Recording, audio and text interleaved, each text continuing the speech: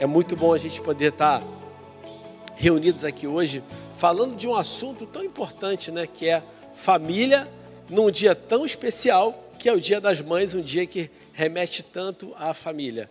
Eu acho precioso esse assunto, porque a família, ela é um projeto de Deus. Deus, na verdade, nos criou para que pudesse ter uma família conosco. Então, a gente tem que entender a importância da gente estar focando nisso. E eu estou muito grato por poder estar compartilhando com vocês hoje. E eu vou começar aqui contando um segredo para vocês. Eu fiquei ruminando essa palavra aqui ao longo das últimas semanas. Deus colocou uma coisa no meu coração e eu fiquei ali pensando, e estava assim, Deus, como é que eu vou conectar isso aqui para falar para eles? Como é que eu vou ajustar isso que você está falando aqui para mim, para que eu possa trazer uma mensagem? Porque às vezes alguma coisa que faz muito sentido para a gente não faz o menor sentido para as outras pessoas.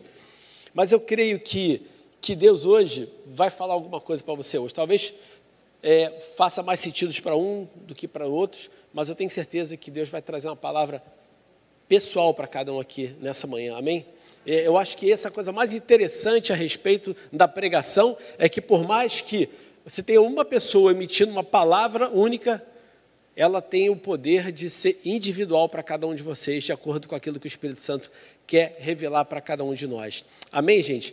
E é interessante que o tema da nossa conversa hoje, ele vai ser o seguinte: o nosso tema hoje é preenchendo as lacunas.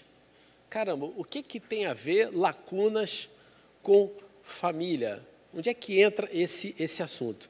Na verdade, eu quero contar uma coisa para vocês, né? Toda família, eu não tenho a menor dúvida de que toda família tem as suas divergências e as suas diferenças, não é verdade? Toda família tem divergências e tem diferenças, isso é um fato, isso acontece. E principalmente, muitas vezes isso começa quando nós começamos a ter o quê? A ter os nossos próprios sonhos, o nosso próprio chamado. Normalmente isso acontece quando a gente começa a viver isso. Quando você é criancinha, que você concorda com tudo que papai e mamãe sonham para você, o plano de que você siga a carreira que eles falam para você, obrigado, a carreira que eles dizem para você que vai ser um sucesso, que vai ser bom, ou que você demonstra que você quer seguir aquilo que os seus pais escolheram para a vida deles.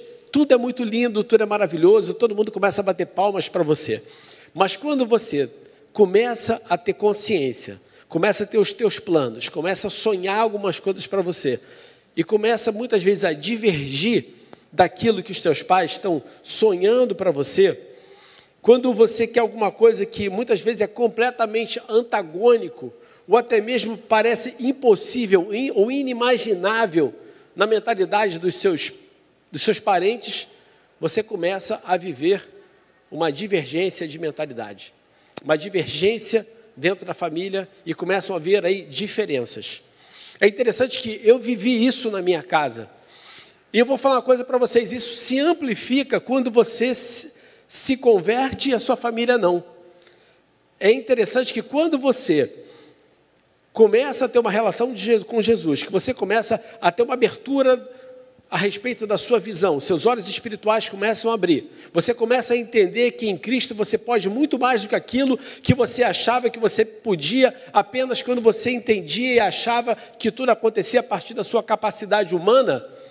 Aí que então você começa a ver uma divergência acontecer. Eu vivi isso na minha casa. Durante muito tempo, a minha família tinha uma mentalidade a respeito de vida. E uma coisa que vocês vão ver aqui, eu aprendi a compreender isso.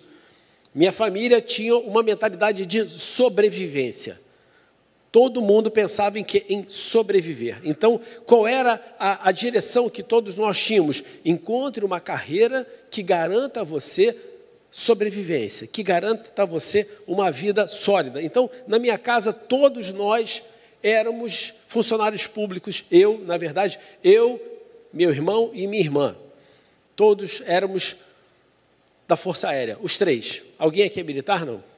Então, todos três éramos da Força Aérea. Meu irmão era da Força Aérea, eu era da Força Aérea, minha irmã era da Força Aérea, minha irmã era funcionária civil e meu irmão militares.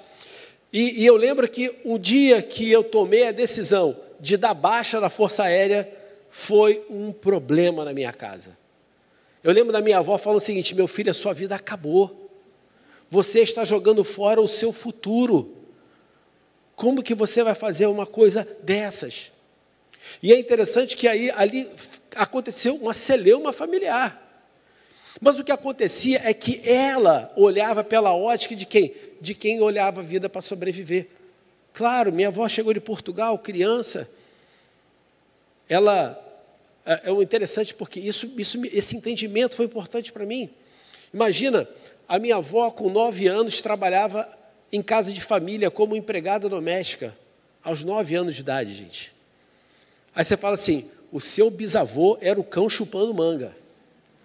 Mas olha só, o meu bisavô chegou de Portugal, ele, a esposa e uma filha.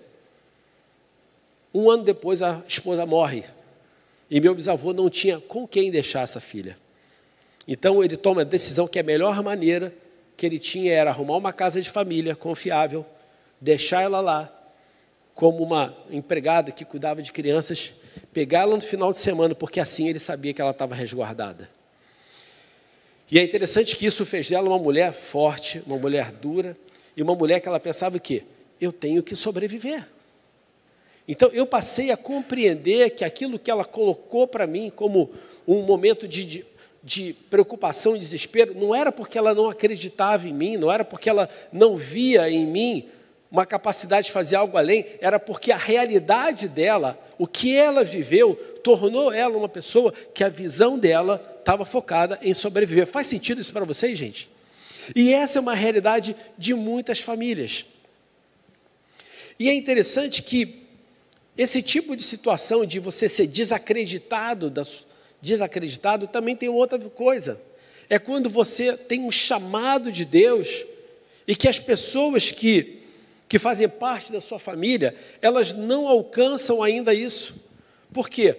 Porque elas não conseguem ter os nossos sonhos, elas muitas vezes também não conseguem enxergar o chamado que há sobre as nossas vidas, principalmente se elas ainda não têm um relacionamento com Deus, se elas não têm um relacionamento espiritual desenvolvido ao ponto de entender uma coisa que a gente entende que é chamado. E é interessante que foi isso que aconteceu, por exemplo, com José, foi isso que aconteceu com Davi, foi isso que aconteceu com Jesus.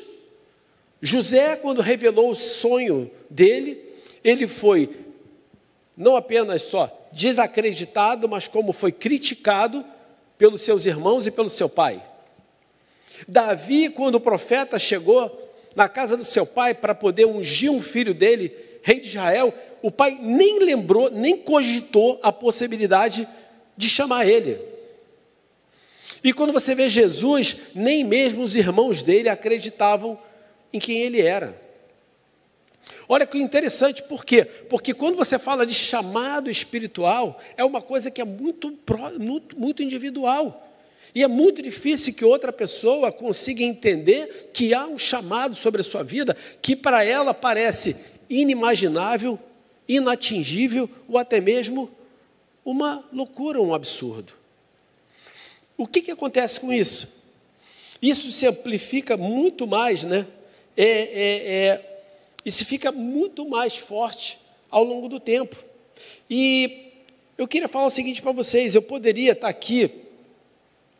contar aqui várias e várias situações a respeito na Bíblia que falam sobre isso, mas o que acontece é que esse tipo de situação, muitas vezes, dependendo do nível de maturidade que você tem, você pode se sentir desacreditado, desencorajado pelos seus familiares, mas o seu nível de maturidade espiritual ele vai se manifestar exatamente nesse tipo de situação. O problema disso tudo é que esse tipo de situação ela cria uma coisa que a gente chama de lacunas emocionais e lacunas relacionais, e que acabam por trazer, então, o desânimo, desistência, ressentimento e, muitas vezes, afastamento na família. Olha o que aconteceu com o José, por exemplo. Quando os irmãos viram o que ele falou, não só tentaram desacreditar ele, desencorajar, não foi nem desencorajar, assim, eles ficaram revoltados e tomaram uma decisão, vamos nos livrar desse cara. O que aconteceu ali? uma lacuna emocional e relacional na família de José.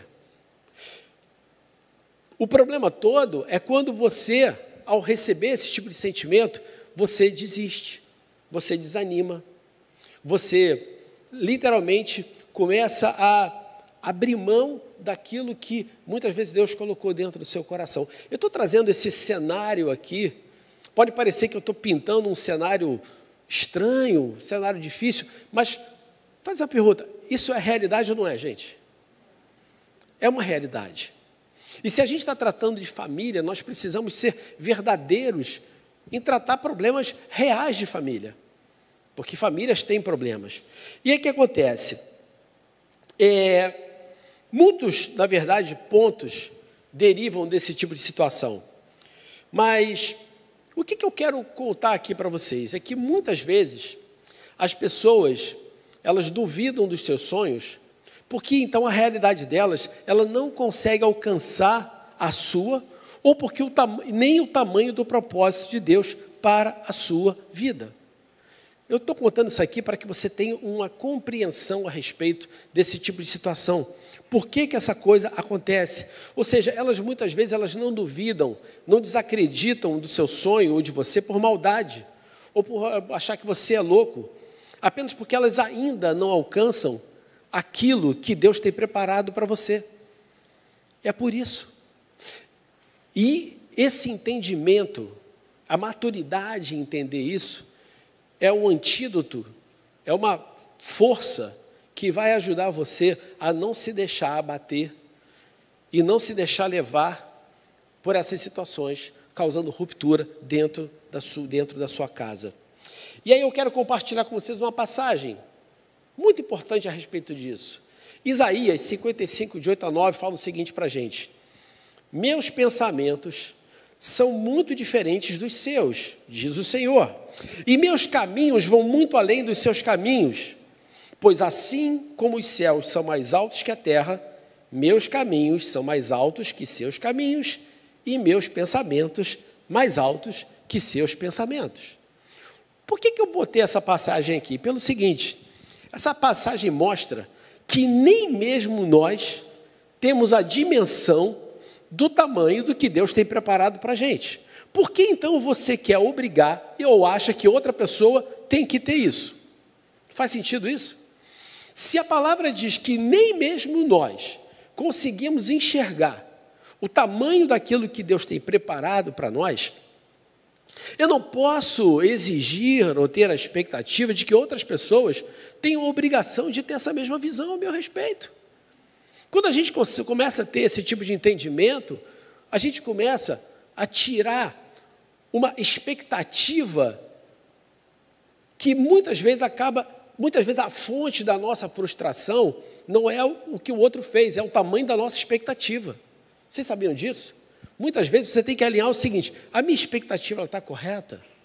Então, gente, é claro que existem momentos na nossa vida que às vezes você está desanimado, você está ali desacreditado, e Deus vai e usa alguém para ser boca dele na sua vida, para te lembrar de quem você é, para te lembrar dos sonhos dele na sua vida, para te lembrar dos propósitos dele para a sua vida, para que você se levante. Mas, normalmente, aquilo que Deus tem preparado para você, primeiro ele mostra para você.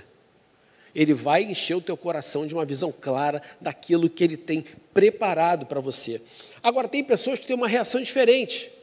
Ela usa esse tipo de situação, esse descrédito, esse tipo essa situação da pessoa não acreditar, ela transforma isso em força, em energia que vai levar ela a: eu vou adiante, eu vou fazer acontecer, porque eu vou provar que eu estou certo, eu vou provar que isso é verdade.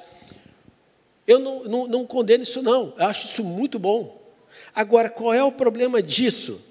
É quando isso acaba alimentando ressentimento, e quando você menos percebe, isso acaba muitas vezes produzindo em você uma coisa chamada orgulho.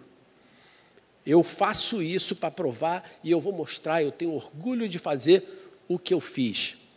Sabe o que acontece? Mais uma vez, lacuna emocional, lacuna relacional. O fato é que todas essas coisas, então, geram isso. essas lacunas. E eu quero hoje compartilhar com vocês algo que vai nos ajudar a como evitar isso, como fechar essas lacunas.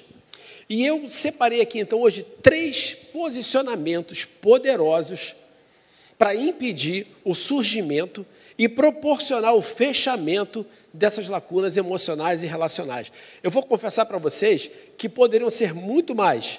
Eu escolhi 3, porque hoje é Dia das Mães, e eu sei que vocês estão doidos para que eu pare de falar, para vocês poderem ir para casa almoçar com as mães de vocês, e também para que vocês me convidem para vir outra vez para eu falar as outras que eu tenho para falar, entendeu?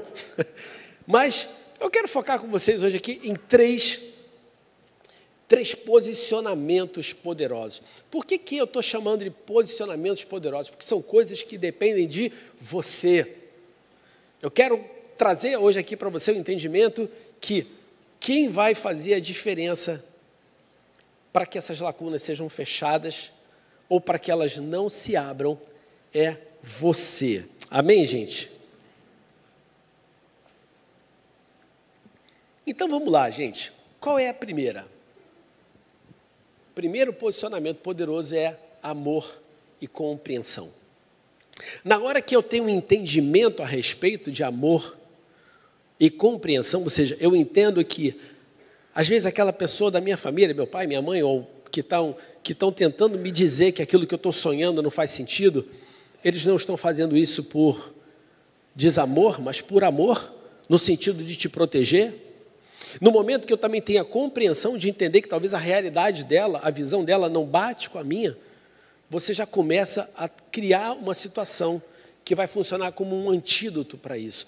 E aí que a nossa maturidade espiritual tem um peso muito grande, e eu quero compartilhar com vocês uma passagem muito simples, que é Gálatas 5, 22 a 23, que fala do fruto do Espírito, que diz: mas o Espírito produz esse fruto: amor, alegria, paz, paciência, amabilidade, bondade, fidelidade, mansidão e domínio próprio.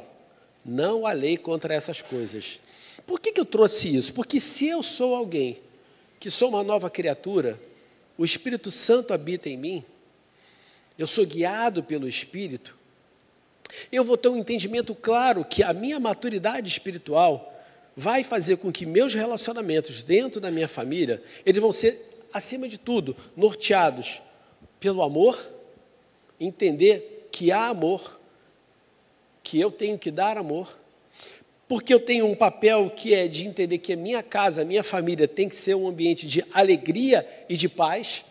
Então, eu trabalho, eu atuo, eu me posiciono para que haja alegria e paz dentro da minha casa.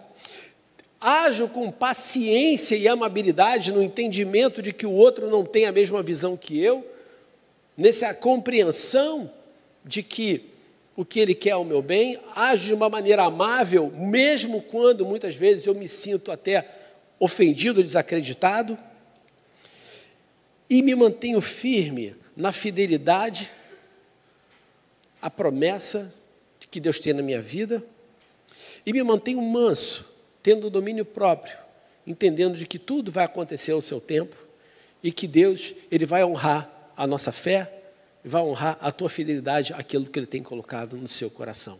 Amém, gente? Ou seja, quando eu pratico o fruto do Espírito, quando eu deixo que o fruto do Espírito seja aquilo que se manifeste na minha vida, nos meus relacionamentos familiares, eu estou, na verdade, tendo um posicionamento de amor e compreensão que vai funcionar como um posicionamento poderoso a nosso favor.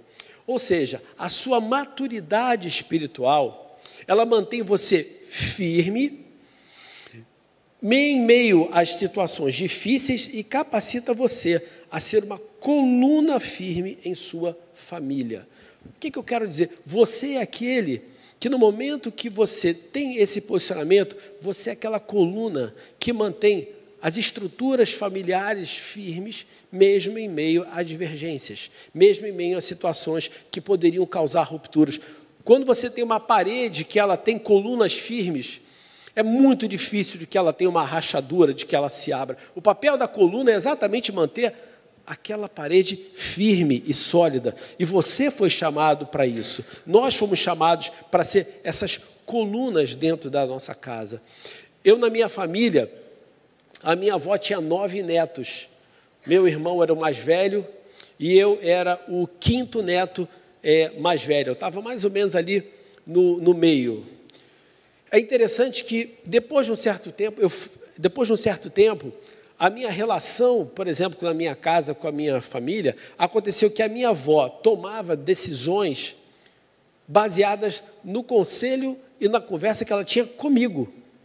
Olha que interessante, até mesmo quando a minha avó foi fazer o testamento dela, ela fez o testamento com base na opinião que eu dei para ela do que ela deveria fazer. Ela não fez com base no neto número 1, 2, 3, 4, ela fez com base naquilo que eu conversei com ela. O que aconteceu? Eu comecei a me transformar, pelo meu posicionamento ali, numa coluna dentro da minha casa, a partir do qual aquilo que eu falava tinha peso. Porque eu era o mais velho? Não, mas talvez porque meu posicionamento começou a ter muito essa empatia no meu relacionamento, que eu comecei a entender o coração dela. Eu comecei a entender o que ela vivia, o que ela viveu, e entender o que ela queria fazer com as atitudes que ela tinha com relação à família. Então, nós temos que lembrar isso. Use a sua maturidade espiritual para ser uma coluna dentro da sua casa. Amém, gente? Segundo ponto, fé e esperança. Quando você tem fé e esperança, elas são antídotos contra essas rachaduras. Elas são colas que não permitem que a rachadura aconteça ou que ela se alargue. Você, na verdade, vai estar fechando ela. E o que a gente vai falar aqui? Romanos de 15, 13 fala o seguinte: que Deus, a fonte de esperança, os encha inteiramente de alegria e paz, em vista da fé que vocês depositam nele, de modo que vocês transbordem de esperança pelo poder do Espírito Santo. Olha que interessante. Quando a gente viu Gálatas 5:22, fala de amor, alegria e paz. Aqui fala de novo sobre o quê? Fala que Deus, a fonte de esperança, os enche inteiramente de alegria e de paz.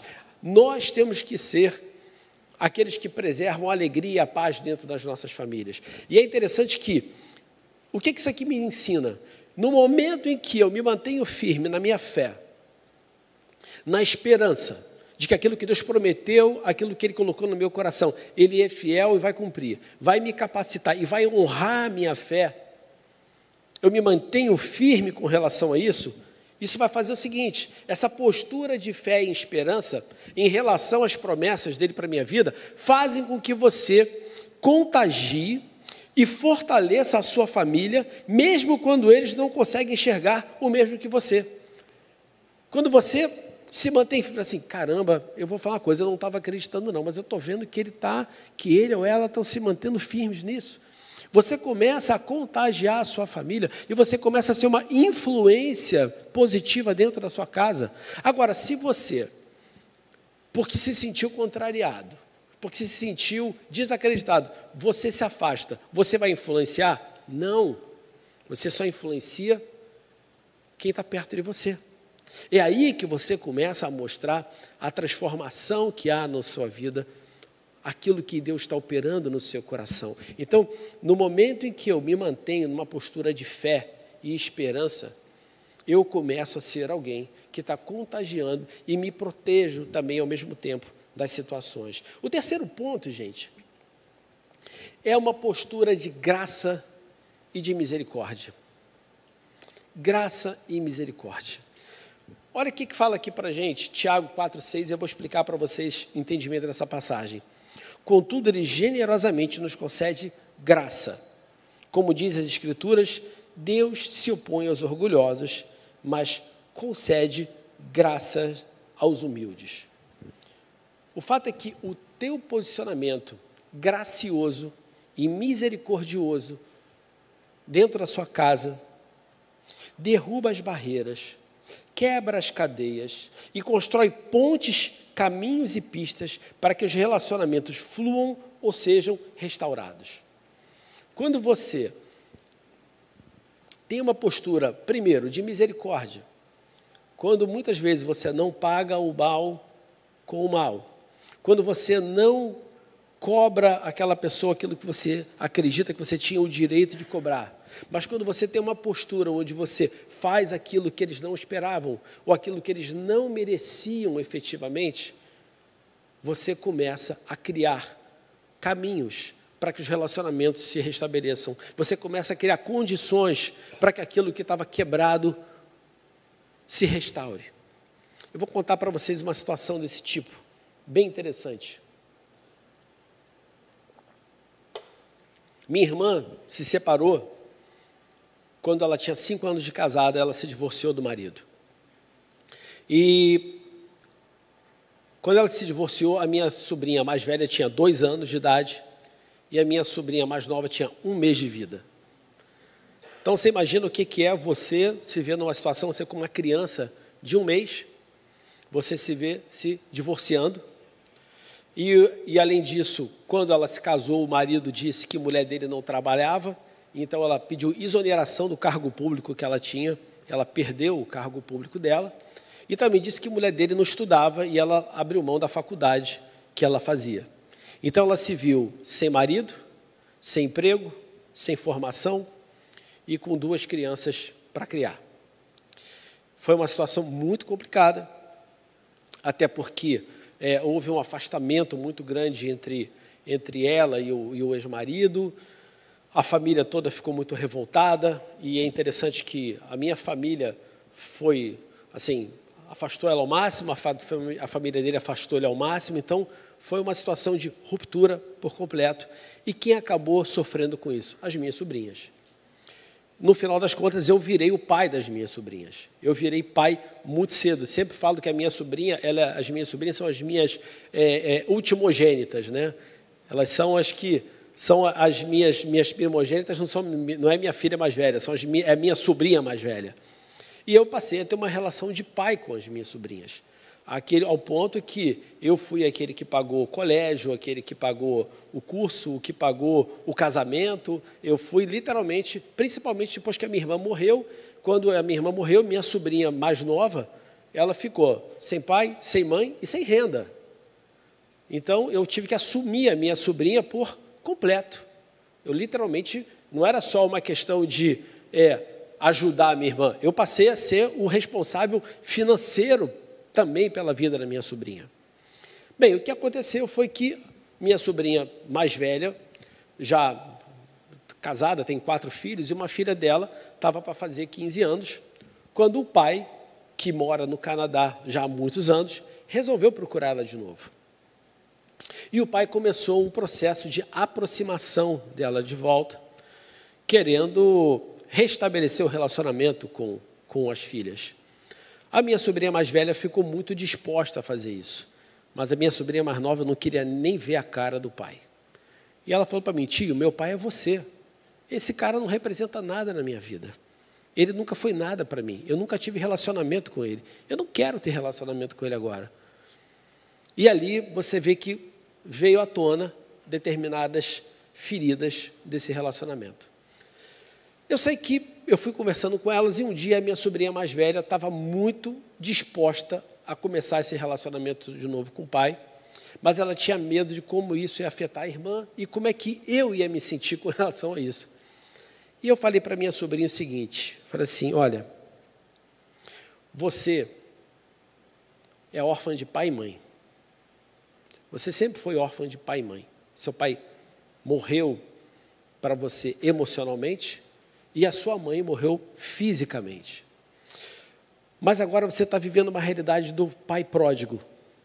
O seu pai se arrependeu da decisão lá atrás e o seu pai está disposto a voltar para a sua vida, para a vida da sua irmã e começar um relacionamento com vocês.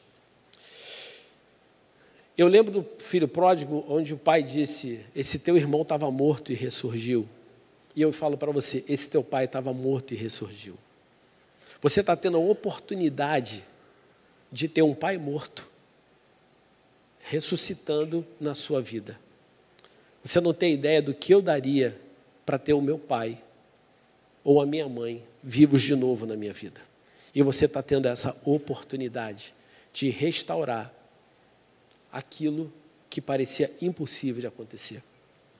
E ela tomou a decisão de que ia reconstruir o relacionamento.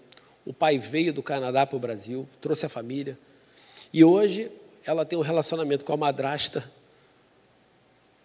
fenomenal, um relacionamento com o pai fenomenal, ao ponto que o pai liga todo dia para falar com ela. O relacionamento com os irmãos, que ela tem fruto do casamento, do segundo casamento do pai, e as minhas sobrinhas tiveram a oportunidade agora de ter uma família restaurada, uma família reconstruída. Por que eu estou falando isso aqui para vocês? Porque a verdade é que Romanos 12, 14 e 18 ensina uma coisa importante para a gente, que fala o seguinte, ó: abençoem aqueles que os perseguem, não os amaldiçoem, mas orem para que Deus os abençoe. Alegre-se com os que se alegram, chorem com os que choram, vivam em harmonia uns com os outros, não sejam orgulhosos, mas tenham uma amizade com gente de condição humilde e não pensem que sabem tudo, nunca paguem o mal com o mal, pensem sempre em fazer o que é melhor aos olhos de todos, no que depender de vocês, vivam em paz com todos. Então, quero falar para você, não pague o mal com o mal. Foi o que eu falei para ela, não paga o mal do teu pai lá atrás com o mal. Não faça isso.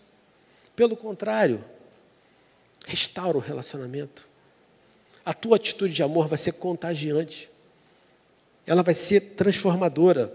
No que depender de você, vive em paz com todas as pessoas, principalmente com os da sua casa. É impressionante como muitas vezes a gente se dispõe a restaurar um relacionamento com um amigo, mas quando fala que alguém é da nossa família, a gente se mantém duro. Já viram isso? Não. Restaura o relacionamento com a tua casa, com a tua família. Não seja orgulhoso. Essa humildade que Tiago falou em 4,6, e aqui fala de novo, aqui Paulo fala em Romanos, essa humildade de falar o seguinte, não tenha essa coisa, essa dura cerviz de se manter duro. Cara, quebranta o teu coração, esteja disposto a reconstruir relacionamentos, reconstruir muros dentro da tua família. Quero falar para você hoje, não deixe que o mal vença, não permita isso. Olha, Romanos 12, 21 fala isso para a gente, não deixem que o mal os vença, mas vença o mal praticando o bem. Você não está em guerra na sua família. E é interessante que a palavra de Deus nos ensina de que a nossa luta ela não é contra a carne ou sangue, as nossas armas não são carnais, as nossas armas são espirituais e são poderosas em Deus para destruir as fortalezas, para destruir tudo aquilo que tenta se colocar contra a sua família, contra o seu relacionamento. Você precisa, nesse momento, entender o seguinte, eu vou me encher do fruto do Espírito, eu vou agir com base no amor, na graça, na misericórdia, e vou ter um posicionamento dentro da minha família, onde eu entendo que eles não lutam contra mim, a minha família não é o meu inimigo. Eu vou lutar espiritualmente contra tudo aquilo que tenta influenciar a minha família, para que haja divisão nela, porque eu tenho entendimento de que Deus é por mim, de que Deus opera a meu favor. Eu quero dizer para você hoje que essa lacuna que a gente está falando, essa lacuna emocional, essa lacuna relacional, ela não está entre o que o outro fez e você acha que ele não deveria ter feito, mas entre o que você pode e precisa fazer e o que você está fazendo. O grande problema é que a gente fica esperando que o outro tampe a lacuna, de que o outro feche aquilo que se abriu. A gente atribui o outro a culpa por aquilo ter sido aberto, mas eu quero falar para você hoje, a decisão de fechar essa lacuna é sua, está nas suas mãos tomar uma atitude, um posicionamento proativo para que isso aconteça. Eu quero chamar vocês hoje aqui, um chamado hoje, para que você hoje aproveite esse Dia das Mães, que ele seja para você um entendimento que um dia que normalmente as famílias se unem, que você entenda que hoje é um dia, uma oportunidade de você restaurar relacionamentos, não sei com quem, se com um irmão, com uma irmã, com um pai, com uma mãe, mas entenda o seguinte, veja, hoje, todos os dias, Deus nos dá uma oportunidade de restaurar relacionamento. Deus, Ele não marca data nem hora para restaurar um relacionamento conosco, Ele está sempre disponível para isso. E eu quero que você hoje entenda que Deus está te chamando para ser essa pessoa que transforma relacionamentos. Eu fiquei no meu coração com uma passagem que eu queria ler para vocês aqui, que ela fala muito a respeito disso. Porque às vezes nós nos enchemos de conhecimento bíblico, nós muitas vezes nos dispomos a fazer tudo aquilo que a gente acredita ser certo para que a gente cresça espiritualmente, mas é interessante que tem certas coisas que chamam a gente a um posicionamento diferenciado.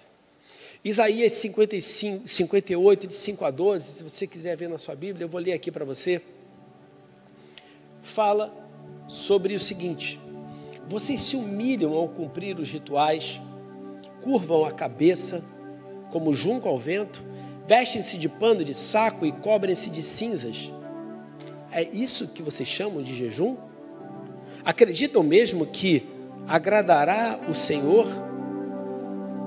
Ou seja, você acha que Deus está se agradando simplesmente porque você está se ajoelhando, está dando uma oferta grandiosa, ou porque você está fazendo um jejum, ou que você está trazendo algum tipo de restrição? Você acredita que é isso que agrada a Deus? Mas ele fala o seguinte: esse é o tipo de jejum que eu desejo. Soltem os que foram presos injustamente, aliviem as cargas dos seus empregados, libertem os oprimidos, removam as correntes que prendem as pessoas. Às vezes você tem que entender que na sua família existem correntes que estão prendendo vocês. Repartam seu alimento com os famintos, ofereçam abrigo aos que não têm casa, deem roupa aos que precisam, não se escondam dos que carecem de ajuda. Não se esconda das pessoas da sua família que precisam da sua ajuda, que precisam do seu apoio. Então, sua luz virá como o amanhecer, e suas feridas sararão num instante. As suas feridas emocionais, as suas feridas relacionais, porque você, ao entrar na sua casa, na sua família, você é luz. Você é aquele que a sua presença, ela traz cura. Ela traz cura, ela traz paz.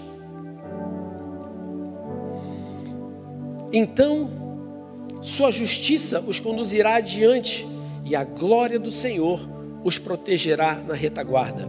Então vocês clamarão e o Senhor responderá: aqui estou eu, ele dirá.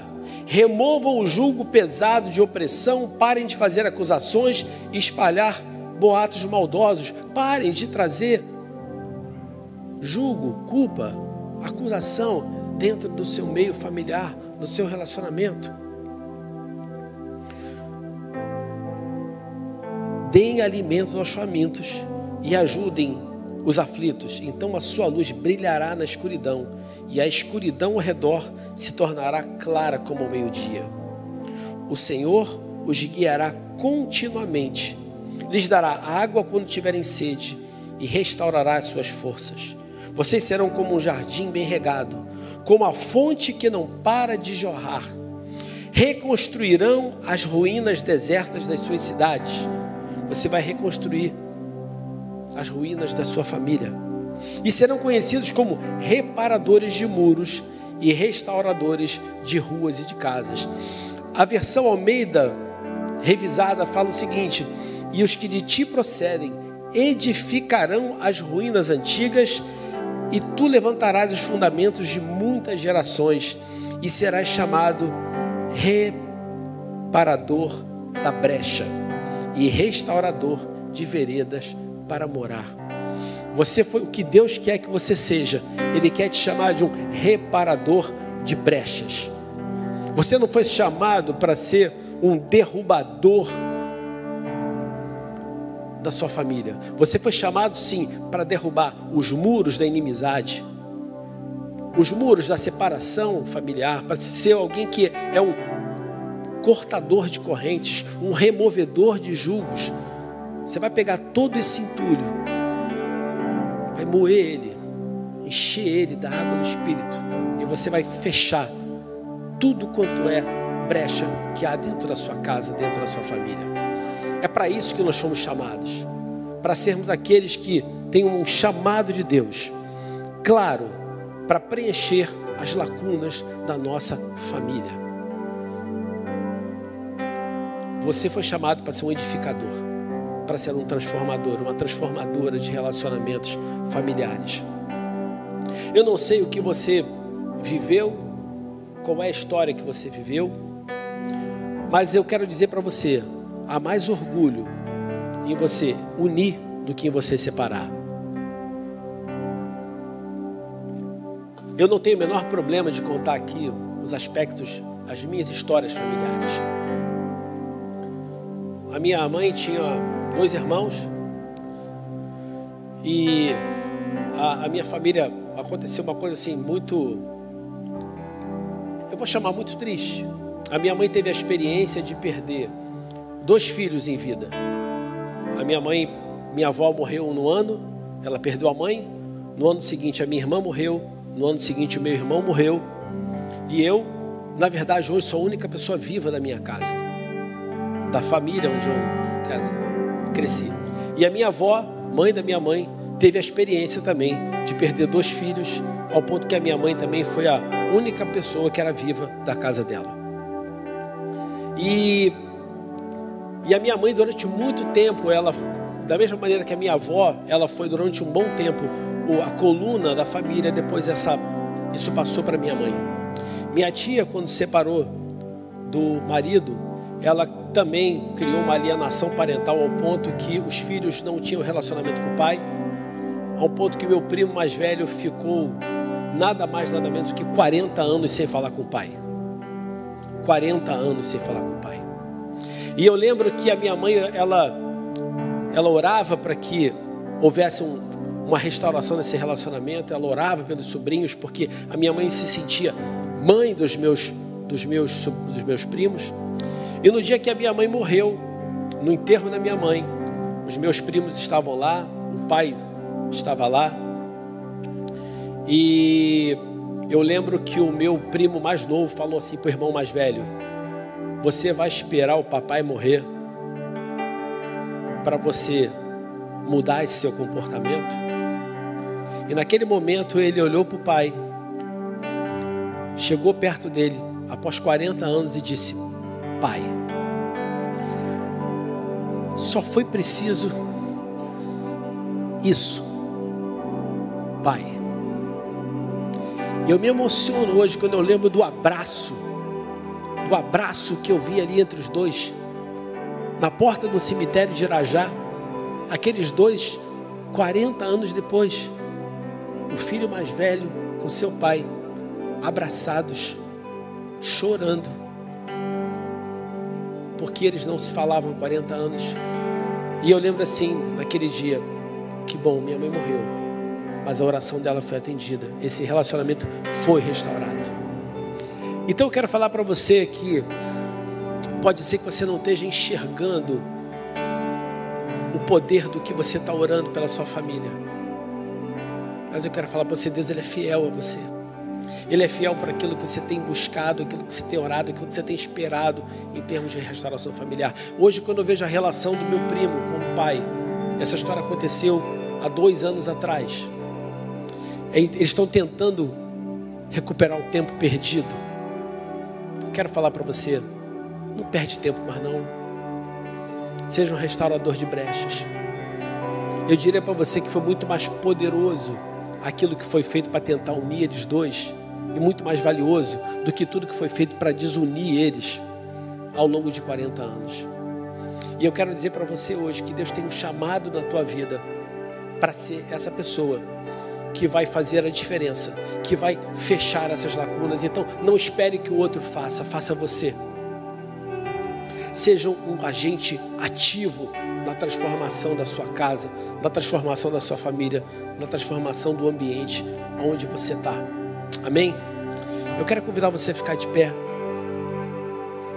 Eu quero orar com você hoje, nessa manhã, te lembrando para que você coloque em prática esses 3 pontos simples que eu falei aqui: amor e compreensão, fé e esperança, e graça e misericórdia nos seus relacionamentos, na sua casa. Amém? Pai, em nome de Jesus, nós te agradecemos, Pai, porque o Senhor é bom, porque o Senhor é gracioso e misericordioso conosco.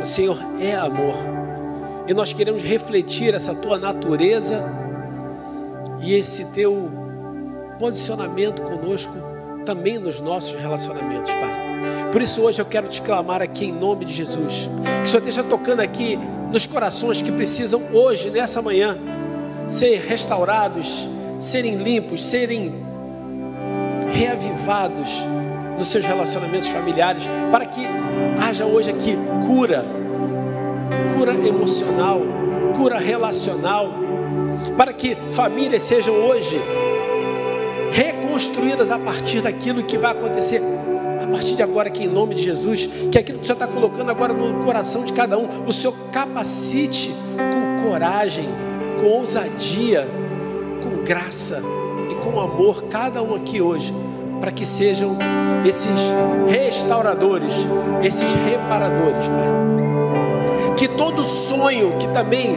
foi colocado aqui no coração de cada um, que de repente se tem alguém aqui nessa manhã que em algum momento se sentiu desapoiado, desincentivado, desencorajado a viver sonhos do Senhor, que sonhos hoje sejam restaurados aqui nessa manhã. Sonhos que o Senhor colocou no coração aqui de algumas pessoas, Pai. Sonhos grandiosos, projetos talvez até simples, mas que são muitas vezes ousados para cada um, que sejam restaurados hoje aqui, Pai. Que haja cura, que haja unção, uma unção de ousadia, que haja hoje aqui, Pai, restauração plena, para que o Teu nome seja engrandecido, para que famílias sejam hoje restauradas, para que famílias sejam hoje potencializadas, para que o Teu nome seja engrandecido, em nome do Senhor Jesus. Glória a Deus. Dê uma forte salva de palmas para o Senhor Jesus.